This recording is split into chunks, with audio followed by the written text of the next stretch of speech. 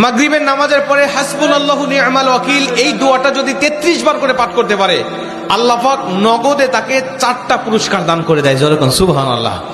এবং এই পুরস্কারগুলো আপনি নিজের চোখে দেখতে পারবেন যে হাসবুনাল্লাহু নি'মাল ওয়াকিল এই দোয়াটা পাঠ করার কারণে আল্লাহ পাক আপনাকে কি কি বেনিফিট দান করেছে। 1 নম্বরে আল্লাহ পাক আপনার দুশ্চিন্তা, আপনার টেনশন আল্লাহ পাক দূর করে দিবে। আপনি যত বড় দুশ্চিন্তায় থাকেন না কেন, আপনার টেনশন আপনাকে একদম শেষ করে দিচ্ছে। আপনি যদি হাসবুনাল্লাহু নি'মাল ওয়াকিল মানে আল্লাহ আমার জন্য যথেষ্ট, আল্লাহ আমার জন্য অভিভাবক হিসেবে যথেষ্ট, আপনি যদি দোয়া করতে পারেন, আল্লাহ পাক বলেন যে আমি আল্লাহ পাক তার টেনশন, তার দুশ্চিন্তা একেবারে দূর করে দেই। এটা হলো প্রথম নম্বর বেনিফিট। দ্বিতীয় নম্বর বেনিফিট হলো যে এই দোয়াটা যদি কোনো ব্যক্তি নিয়মিত পাঠ করতে পারে, রাসূল সাল্লাল্লাহু আলাইহি ওয়াসাল্লাম বলেন যে আল্লাহ রাব্বুল আলামিন তার বিপদ আপদ বালা মুসিবত আল্লাহ পাক দূর করে দেয়। এটা আল্লাহ পাক নিজেই তার জন্য সাহায্যকারী হয়ে যায়। বিপদ আপদ বালা মুসিবত তার সামনে আর কিচ্ছু রাখে না। আপনি যত হাসবুনাল্লাহু নি'মাল ওয়াকিল পাঠ করবেন, তত আল্লাহ পাক আপনার সামনে থেকে বিপদ বালা মুসিবত দূর করে দিবে। এটা হলো 2 নম্বর।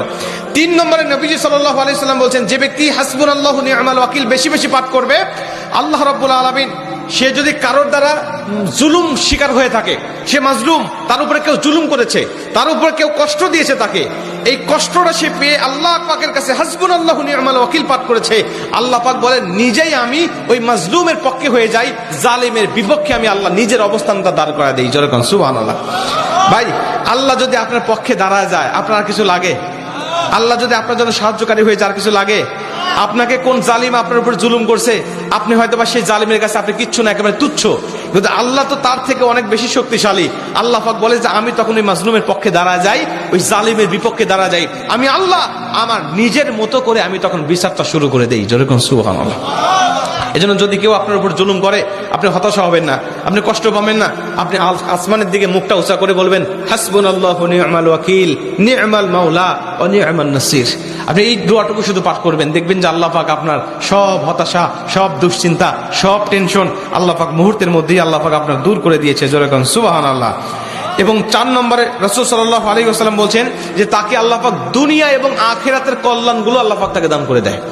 দুনিয়াতে যত কল্যাণ, যত খারাপই আছে এগুলো দূর করে দেয়, কল্যাণগুলো আল্লাহ পাক দান করে দেয়। আবার আখিরাতের যত কল্যাণ লাগবে আপনার সব কল্যাণগুলো আল্লাহ পাক আপনাকে দান করে দিবে।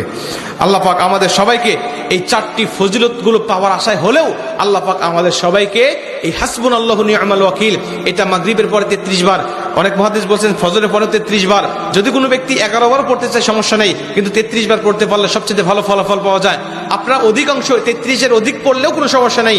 এক কথায় যে ব্যক্তি হাসবুনাল্লাহু নি'মাল ওয়াকিল বেশি বেশি পাঠ করবে, আল্লাহ পাক তাকে এই ফজিলতগুলো দান করবে। যেরকম সুবহানাল্লাহ।